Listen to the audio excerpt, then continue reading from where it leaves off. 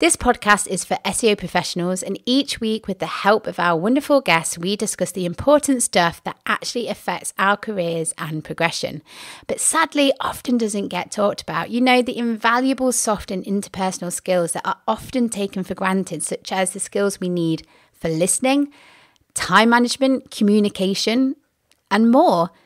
We also talk about the big issues that affect us and our careers, such as burnout, imposter syndrome, self-belief, saying no, plus other big issues and obstacles.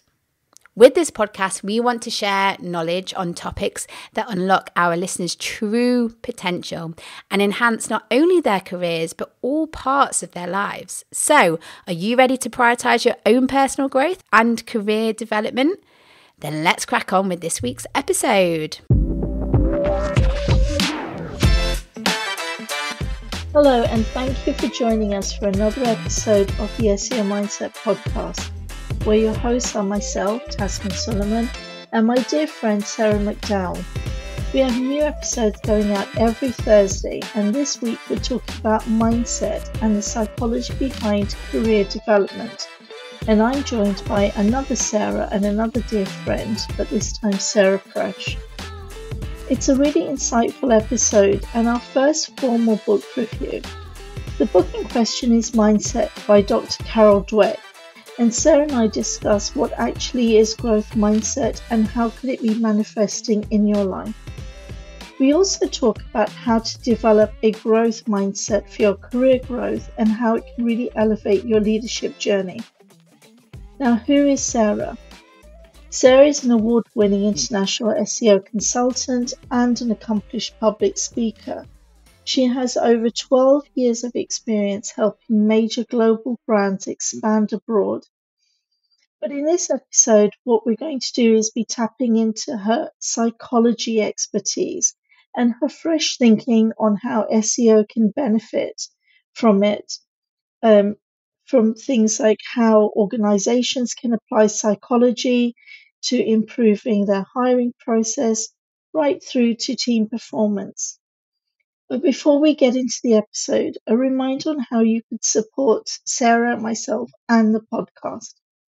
If you're enjoying what we're doing and it's adding value, then there are lots of ways you can help us. One of the ways you could support us is by donating through Buy Me a Coffee, and there is a link in the show notes. Another way you can support us is by connecting with us on social. So we are on LinkedIn now, and Instagram and Twitter. All of the links in the show notes. So take a look, connect with us. We'd love to hear from you. Now, without further ado, let's get into the podcast and talk to Sarah.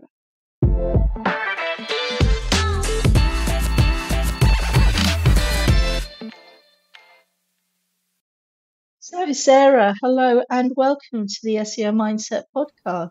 Hi, thank you for having me.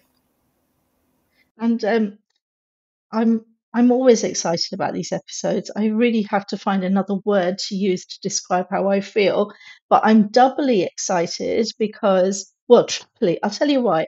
One, because I'm getting to record with you. Secondly, because we're doing our first book review.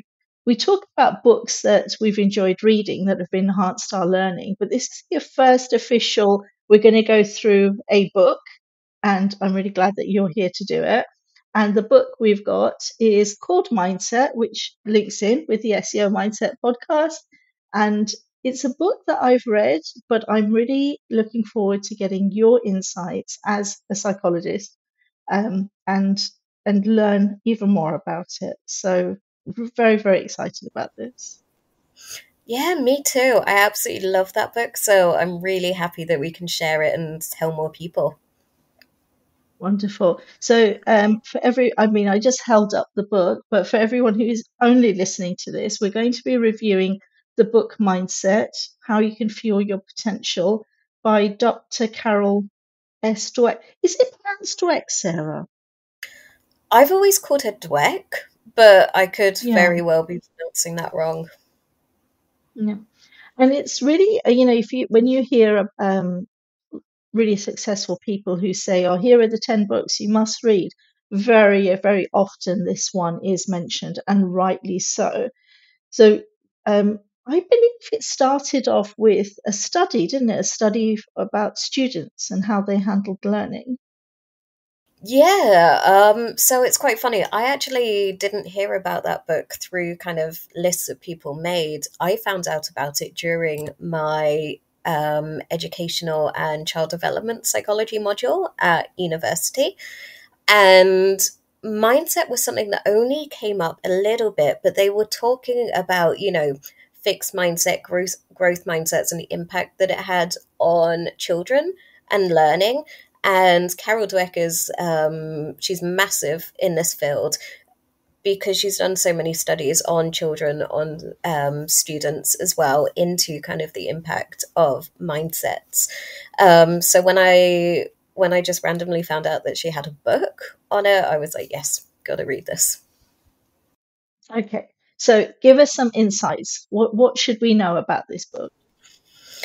Okay, so I'll probably start with the beginning, kind of what mindsets are, because I know mindset as a word is thrown out a lot, especially on LinkedIn and the likes, with everybody talking. I've got to have a good mindset. I've got to have a positive mindset. They use lots of different words, for example, like positive mindset, negative mindsets, but that's not really what mindsets are. So, from a psychological perspective, you would, sorry, from a psychological perspective, mindset refers to how you view different traits. So, for example, if you have a fixed mindset, you believe that things like intelligence, personality are a fixed state and there's nothing that you can do to change them. Whereas a growth mindset is looking at these traits like intelligence and things like that, and knowing that with hard work, you can make a change to your intelligence or other skills. That's really interesting because even in that short bit, it's made me realize I always thought about it as, learning and intelligence. But you mentioned personality. I grew up as a really shy teenager. I had very few friends at school, talked very little. And when people meet me now, they find that very hard to believe because I love people, I love chatting. So the fact that your personality can change as well is quite yeah, insightful. Yeah, it's really contested as well in the psychology world because a lot of people believe that personalities are fixed, and that you're kind of born with one personality and that will take you through the rest of your life. And there are studies that show that people who test or have a certain trait result in personality tests for certain traits do take them through into adulthood. But there's also a lot of research, especially more modern thinking, that actually personality is something that can evolve, like you said, and you can grow into certain traits you can work on. For example, if you score high on things like narcissism, you can work hard on it and reduce the amount of trait that you have. And it's really interesting as well. I'm going to go off on a tiny tangent, but the impact that this kind of research is having is actually really positive because in clinical psychology, people were very quick to diagnose teenagers, for example, with borderline personality disorder, and they would carry that label through the rest of their lives because people believed that personality was fixed, so they'd have it forever. However, with this new thinking, people are less quick to put the label on teenagers. And I was speaking to a clinical psychologist about that, and it's having completely different impacts because when they reassess these teenagers who came to them at whatever age they were, meet them when they're 25, they could be in a completely different place. So, Yeah. very interesting. Yeah, and I think also self-labeling because if you consider yourself an introvert, and I am, very introverted. I get my energy from being on my own, from reflecting. That doesn't mean that you can't have extrovert characteristics, is that the right word, or behaviors. So when I'm at Brighton SEO, for example, I can ramp up those elements of me. But sometimes when we label ourselves introverts, we feel that we can't network, we can't public speak, we rule so many things that would progress career away from ourselves, whereas it does not have to be like that. I completely agree. And I think that's the issue with personality tests, that you kind of put into a bucket and so many different outside factors are not taken into account. Like, I'm autistic. On personality tests, I actually score really high for things like narcissism and negative personality traits, so much so that during my degree, when we've done research on this and stuff, it would actually kind of skew the results. However, if you got to know me, I don't have any of those negative traits at all. It's just how my autism kind of appears on certain tests. And it's the same with everybody. Like, everybody is going to have elements of, different traits because we're all so unique. And, I'm coming across as quite extroverted here on this podcast when actually I quite like being a little bit of a hermit. So everybody's very different. Yeah, so what she's trying to say in this book, in summary, I'm guessing, is you can be different, you can change, you don't have to put yourself in a certain box. But there are certain things that you need to change your perspective on. And there's a diagram right at the back of the book, which I love. It's by somebody called Nigel Holmes, and it shows a diagram where person with a fixed mindset and a growth mindset, how they deal with challenges and obstacles and view effort and failure. And, these are things that are difficult to deal with in life, but how you deal with them then determines whether you're going to stay stuck or whether you're going to grow. Exactly. I absolutely love this diagram because it really sums up the differences between the two. And maybe we can summarize it a little bit for the people who are listening. That, for example, when you take a look at things like challenges, people with a fixed mindset would avoid challenges because they worry about how it would make them look, and B, they worry about, the effort needed for the challenge in case they fail, and stuff like that. Whereas people who have a growth mindset actually embrace challenges because they see it as learning potential. So they don't worry too much about, am I going to fail at the end of this? They see it more as, I'm going to learn from this, and having a challenge might allow me to, progress my skills that I have. Yeah, and then I think sorry. I just wanted to, for the benefit of the people who've not not read this.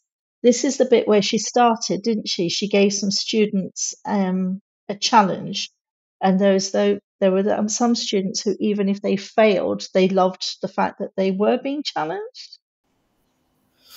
Yeah, exactly. Like, this is one of the first thing that comes up in the book, and it's fascinating because you hear children doing these things, for example, like difficult puzzle tasks. And you have the fixed mindset children who will choose an easier puzzle because, they can get it done quicker.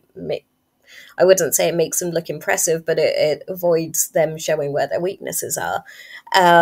Whereas you've got children who choose a hard puzzle, they may not succeed. But when she asked them afterwards and interviewed them and was like, why did you choose that? They were like, oh, because I wanted to learn it, or this is great. And something that stood out was one of the things that she wrote about was a child actually who couldn't do the harder puzzles, but actually told her, I'm going to ask my mum and see if she can buy me the harder puzzles so that I can practice. That's brilliant. So embrace challenges. Is that what she and you are telling us? Exactly. So if you can, try and reframe that whole thing of, oh my gosh, I'm not going to do a challenge because it might, I might look silly if I fail. That's something I'm personally worried about. I don't like looking silly if I fail. But if you reframe that and take it as a learning opportunity, you can learn so much by trying new things. Like, I've tried it myself and it's amazing. And then she also talks about the perception of effort, that we feel that if we're good at something, it should come easy. And it's not to say that there aren't things that people are naturally skilled at, but what do you do when something doesn't come easy to you? Yeah, I love the examples that she used in the book, was that she was actually looking at, for example, pro sports players, and the number of pro sports players who were told when they were younger that actually you're not very good at this is surprising, because we view the successful person, we don't see the work that's gone behind it. So we assume, oh, they must be really talented, so, that's why they got chosen. You don't see the long hours that they put in, especially the example that she used, I think, was Michael Jordan for basketball. Was a number of hours that went into practicing in order to, become the great player that he is. And the fact that every time he lost or he missed a penalty, I think you call it a penalty in basketball. Anyway, when he missed, he would go home and he would practice. And if he messed something up in training, he would go home and he would practice. And there's a cartoon image in the book as well, where one child is looking at another who is working really hard and walking away saying, "Oh, I thought you were smart," because the perception is it should just come naturally. But if you have to work really hard at it, that means you're not smart. And it's so not true. I think that's probably the most horrible thing that, society drills into you, and like schooling drills into you, that you're celebrated if you're good at something. You're not celebrated if you put in effort. So either, like, you could have two children, one of them who's a genius, so he doesn't put any effort in, he doesn't do his homework, he gets 100% on tests. He's the one that's celebrated, where you've got the child who does hours of homework a night in order to maybe get that B, which I think we need to change, or the education system needs to change, so there's more awareness about, praising children for their effort rather than the end result. And even as parents, when you're in that situation at home, being really mindful of the language that you use and looking at what you're trying to develop in your child or whoever it is that you're caring for.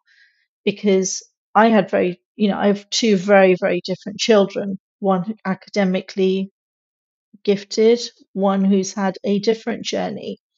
But it's one recognizing the strengths that they have and really appreciating them as an individual. And I have an uncle who's a psychiatrist. I remember one thing he said to me, which blew me away. He said, "As when you have two children, you do not have one child times two." Exactly. It's quite powerful when you do that. And like, for example, I have completely forgotten what I was going to say. Bear with me 1 second. It's okay. You That's gather your such a good thoughts. You gather. That's such a good point as well. Yeah.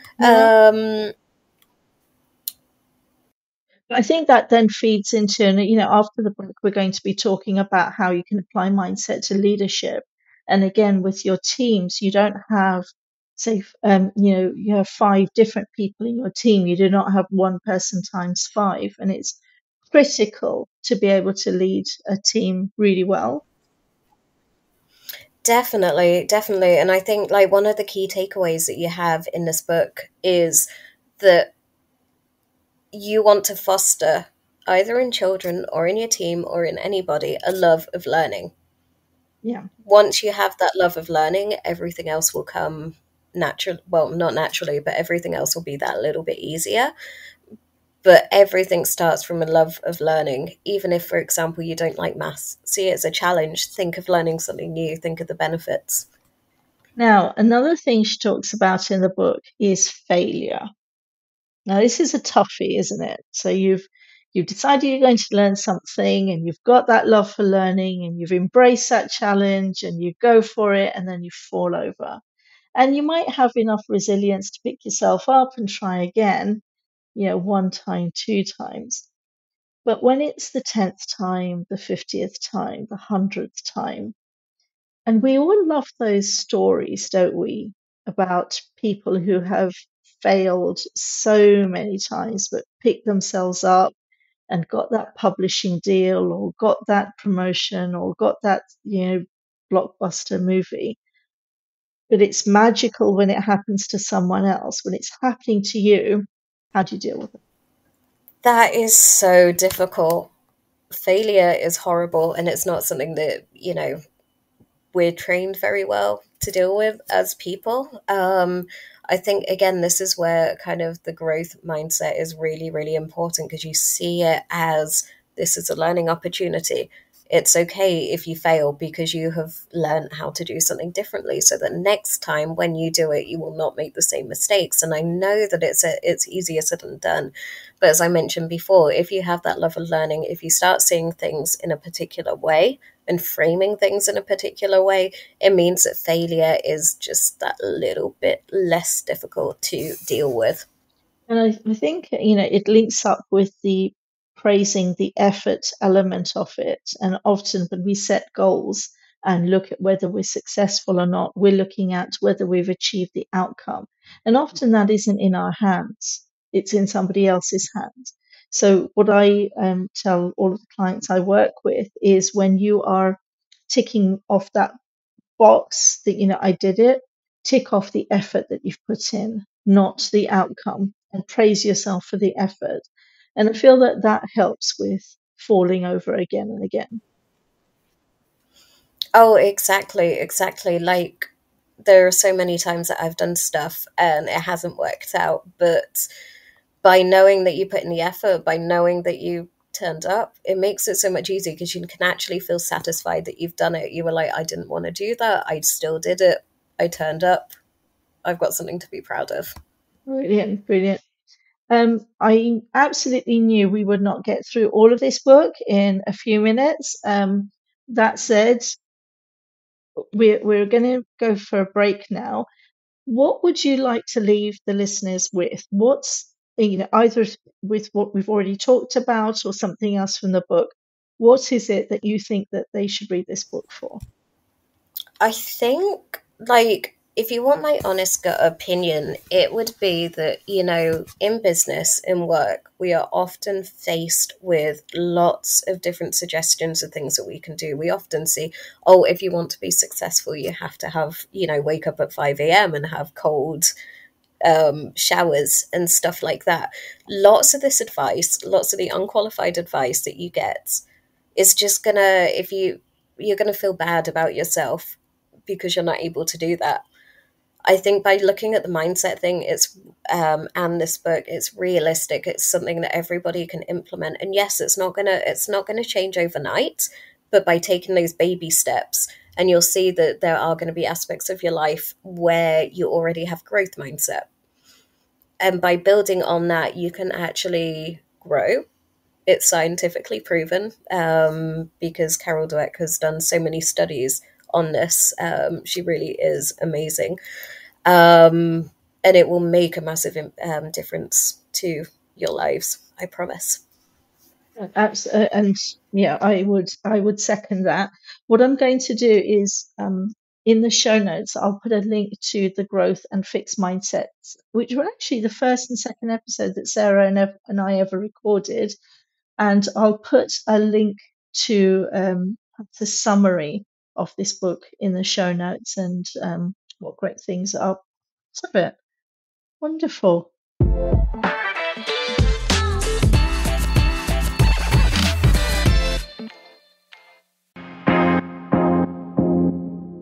Introducing Clear Narrative Media, a purpose-led media marketing agency that transforms how founders, creatives, and organizations share their stories online.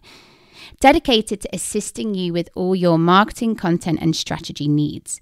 Their services include photography, consultancy, and social media management. Clear Narrative Media is here to transport your visions to life. They are on a mission to help you to create awareness, build visibility, and enhance your business and professional growth overall. For more information, head over to their website at cnmedia.com or follow the link in the show notes.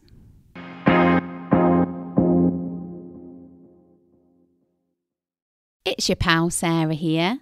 Would you like to support the podcast? Do you want to support what me and Tasmin are doing? Well, there's lots of different ways that you can do that. For example, we are set up on Buy Me a Coffee, which means that you can give us a one-off donation. We'd be very much appreciative of that. And if you leave us a message, we can also give you a shout out. We're also on social media, so let's get connected. Reach out, follow us, ask us questions, send us a message, suggest topics, whatever you want to talk to us about, we are all ears. We are on all the major social media platforms, LinkedIn, Instagram, Twitter or X. I'm not sure how you're meant to say that now. But anyway, there is a link in the show notes where you can follow us. But just search the SEO Mindset and we'll come up.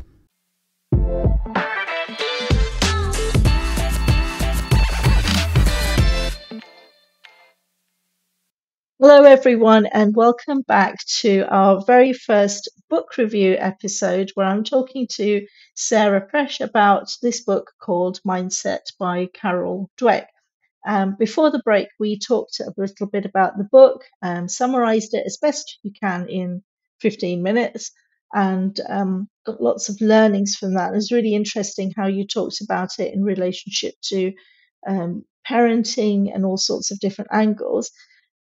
The second half is going to be about how does somebody then apply this to their career growth and potentially leadership? What can they gain from it? Yeah, so there are so many different insights that you can gain from this. In the book, there's actually a chapter on organizations and how how fixed and growth mindsets come into play within the workplace. I would definitely recommend reading that chapter because it's fascinating. It starts off by talking about, surprisingly, that organizations can actually be labeled fixed or growth mindset organizations based on how their culture is and how the corporate culture behaves in different ways. So, for example, you have companies that, for example, recruit people based on the skills that they already have. You have companies that, for example, are very kind of basically the management can come across as quite arrogant. So they're very me focused. They're very, I have to look good. I have to be a good leader. I have to showcase that I know what I'm doing. They have there as well, mistakes are frowned upon, that sort of thing. And that is what you would call a fixed mindset organization. And as you can see, there's kind of an overlap between the fixed and growth mindset things that we talked about for individuals. Whereas you have organizations where, for example, the CEO and the managers are very much challenge me, tell me that you don't like something. They kind of get their hands dirty within everything. When it comes to recruiting, they recruit people for their trainability rather than the skills that they actually have right at that moment. So you can see where I'm going with this. Mistakes are not frowned upon. Mistakes are something that are encouraged because of the learning process. So that is what a growth mindset organization would be. So from my personal perspective, I have seen so many different organizations that don't even think about this. It's something that's not even on their mind at all. As you're talking about it, it's triggering so many different memories in my mind. So I've gone for interviews in organizations where it's all so structured. And depending on the answer you give and how you give it, you get a certain point, and then it's added up, and they lose the person in that process. Whereas I went for one interview. It was the first interview after a very long time. I'd never used a laptop. I got completely thrown by the questions. And in the end, I thought, okay, Tasmin, just forget the laptop, write down what you understand from this and just see how it goes. So if they had added up my score, I would have failed. But what they did was looked at, okay, she had a difficult situation. This is how she handled it. This is how she handled the stress. This is how she tried to help us understand her as a person. and I got hired for it. And for me, that was a huge green flag, and it continued in that role because they didn't frown upon failure. In fact, my manager said, "You never learn anything unless something goes wrong." That is exactly it. And I'm sure the people listening will be able to look back at previous employers, some good, some bad, and think, okay, well, the bad ones were probably the fixed mindset employers. And it's quite interesting in our industry as well. I do quite a lot of work helping people prepare for interviews and stuff like that through the work that I do with neurodivergence and SEO. And I also see how this plays out in, the hiring of neurodivergent people within the industry. And having seen some of these recruitment processes that people have to go through, it's shockingly surprising the number of companies who, I wouldn't say boast, but they're very proud of their recruitment processes. But their recruitment processes are so fixed that they simply want to hire the person who has all of the skills. Now, they don't take into account, for example, can this person deal with challenges? Can this person manage people? Can this person, what sort of person is this? Would I like them in my organization? And actually, there is quite a lot of rewarding people who can talk the talk, but not people who can walk the walk. And that's where neurodivergent people are at such a disadvantage. So if we sat back, if we were in charge of HR, or even just as a business owner, if we took a step back and thought, can we implement a growth mindset within our organization? There would be, so many different benefits all around. And it's not just for, accessible hiring or something like that. You get better results when you do that. And something that is shown in the book is a number of case studies of large multinational corporations that have hired CEOs in to transform the company. And they've actually, tanked the company and took it nearly to bankruptcy because the person had such a strong fixed mindset. They were thinking, oh my gosh, this is about me and my ability to prove that I know what I'm doing. They don't listen to people. They don't, take failure lightly or take any criticism lightly. So having a fixed mindset organization can actually be extremely detrimental. However, traditionally, fixed mindset organizations are what society seems as, professional. So, okay, I'm going to put you on the spot a little bit, and apologies if, and if you don't know the answer right now, it's okay, fine. We can find a way of wrapping it up later. If I'm at an interview and I'm the one who's being interviewed, and at the end they always say, "Oh, do you have any questions for us?" What would be a good question for me to ask to assess whether that organization is going to facilitate my growth? Yeah, so I would say there are a number that you could ask. I would start off by asking them, for example, giving, they like to give us hypothetical situations, so we could give one to them and say to them, imagine that I made a mistake on XYZ. How would you deal with it? What are your processes that you have in place for dealing with things like this? You could also ask them as well and say, I disagreed with my manager and I knew that it would be good for the business. How would that be handled? For example, if I went rogue and did something, maybe not use the if I went rogue kind of example, so you don't, put those seeds in people's mind that you would do. But you can ask them lots of different things. What do I have a training budget? How are you going to help me up my skills? Because again, growth mindset organizations put a lot of money and effort into, employee growth and employee education. So if they're able to provide you with opportunities like that, then it's a good sign. That's really good. I particularly like the first one because it gives them a scenario for them to talk through, and you can tell from body language and reading between the lines as well when you've got that scenario. All right, then on another side of it, so I have, been put into a leadership position, and I'm now recruiting for somebody in my team. How do I ensure that I'm using my growth mindset in that process? and hiring somebody who also has a growth mindset? I think this is where you need to take a step back and look at the recruitment processes that you have in place and see, are these recruitment processes fixed, or are they growth recruitment processes? Because I know in our industry, for example, a lot of there's an awful lot of focus on a test or showing your skills. And I know from experience of helping people looking for jobs that they do one little mistake or something and they fail the process because they don't have the set skills. That is not how you want to do things. What you should be doing is, yeah, okay, you may want to test their skills, but, asking people for the processes behind it. Why did you think this? What are you going to do if you ask some questions, or say you have a really difficult client that you're looking to service? How would you go about doing XYZ for them?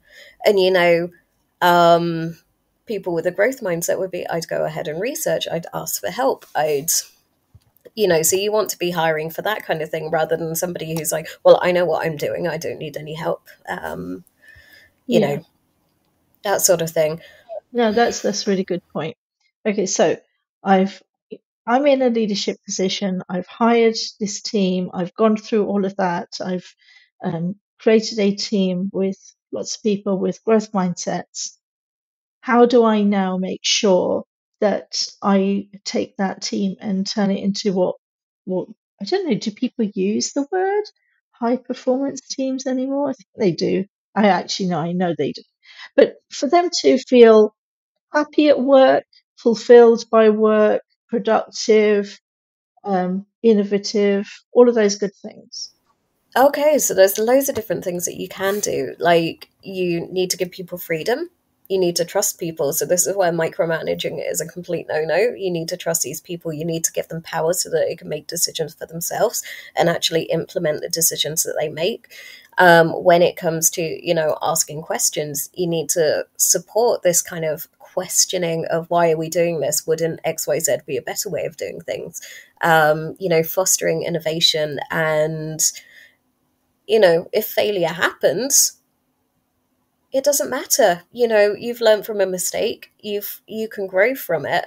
And the great thing about, our industry and SEO is that, it's all about experimentation. Nothing is set in stone. There is no guidebook for SEO, because if there was a guidebook for SEO, we just read the textbook and everyone will be at the top of Google. So this is a perfect place to try this growth mindset stuff. Traditionally at the end of the week, month, whatever, when you have those team meetings, you're asked, "Oh, what went well? What was your win?" Maybe incorporating questions like, "Well, what new thing have you tried this month?" Or even, "What have you tried and it hasn't gone well, and what have you done with it?" It's making a bigger noise about the elements of a growth mindset, not just the outcome. Exactly. Asking people, what did you learn this month? What did you try? What failed? Like, it's completely okay to ask people what failed, because then you can get an idea of what they did and what they learned from it, or what was the biggest challenge that you learned from this month, rather than just focusing on wins. Because when you're focusing on wins, the losses and the more negative side of things becomes a bit taboo. But you want people to be open. You want people to feel safe sharing all of these different things. So again, we're not going to be able to get into the depths of what this book teaches about growth mindset and leadership. But have you got is there anything else you want to share with the listeners on that? Gosh, I could talk about this for ages. I absolutely love organizational psychology. It's the thing that I find, the most interesting. But I think when it comes to kind of managing people, if you're a manager, by having a growth mindset or working on having a growth mindset, you will become a better manager. Don't be scared that people are going to think, oh, you're weak, you're not going to be a good manager. You will be a good manager. You'll get better. Studies have shown that, the more diverse your teams are, the more open you are to criticism and all this kind of growth mindset stuff, the more successful you will be. So it will pay off. and yeah, maybe it's going to be scary overhauling, your recruitment processes and overhauling everything that you do in your meetings, but it will be worth it. And you too are going through a journey of growth. So when we talked about receiving feedback, asking your team for feedback is critical in that progression of yours, um, and dealing with those challenges as well. So just because you've got to a leadership position doesn't mean you stop learning, and doesn't mean that learning is just concentrated on learning more about business or learning more about marketing or strategy. It is still learning about you and how you influence other people.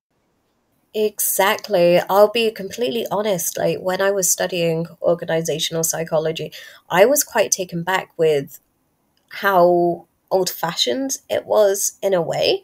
That a lot of the studies were based on kind of the older ideals of business, which say younger, I wouldn't say younger generations, but basically that people don't prescribe to nowadays because the world of work has changed a lot.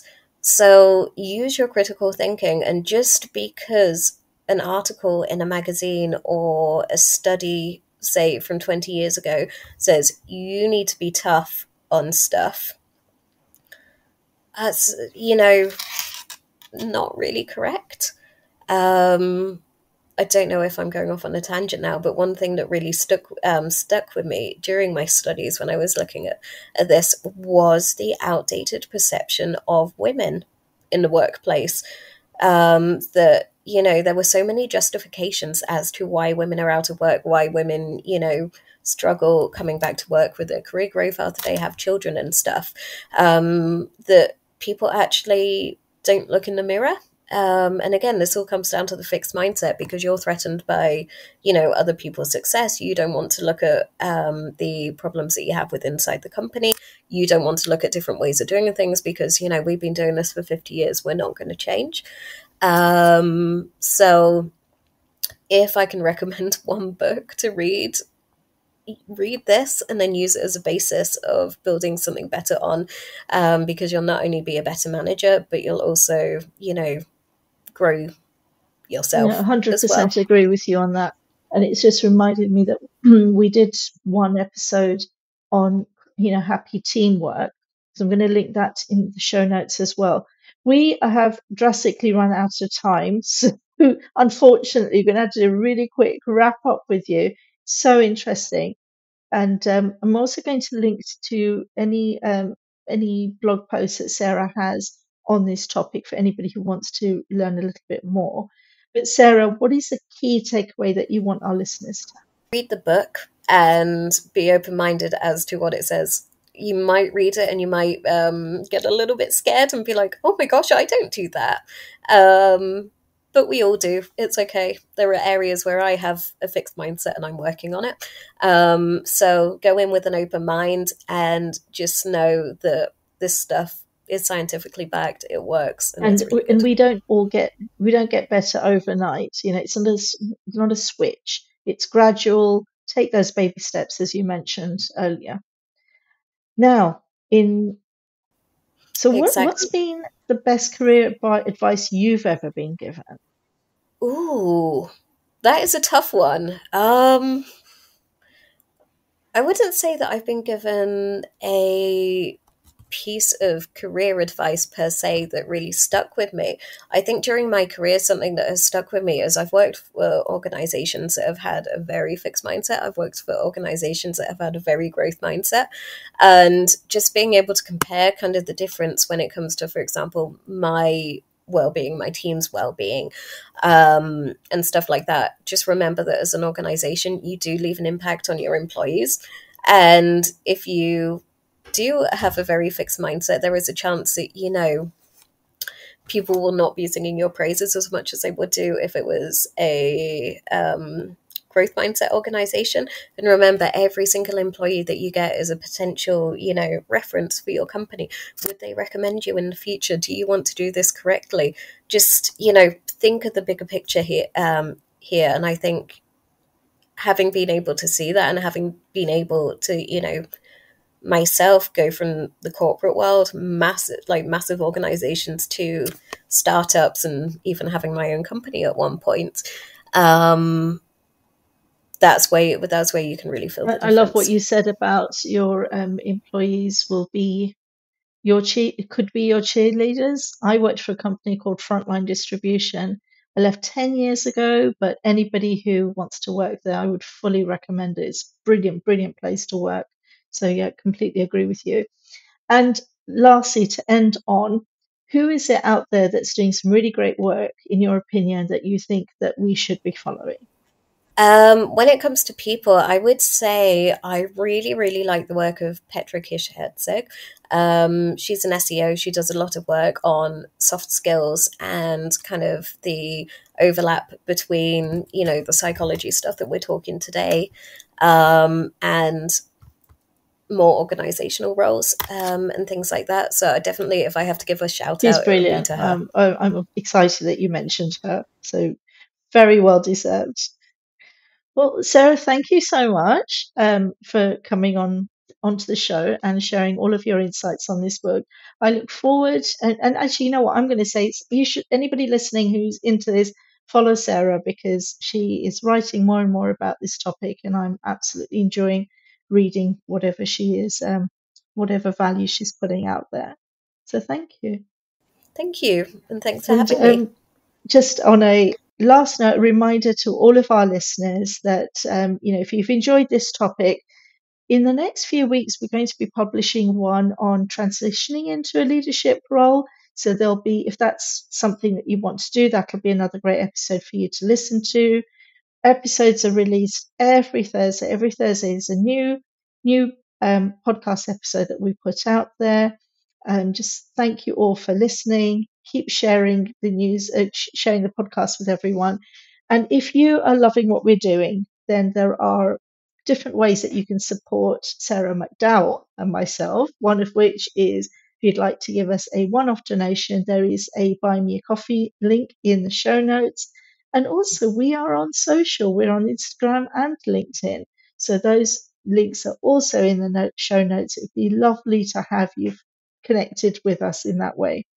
So everyone, thank you so much. And until next week, goodbye.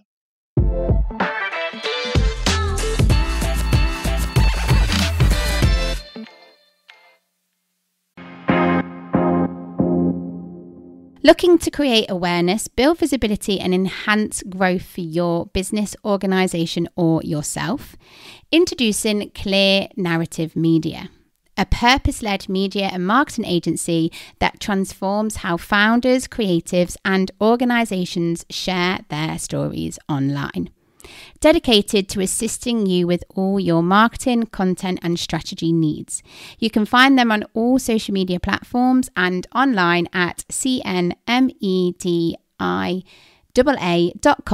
or follow the link in the show notes.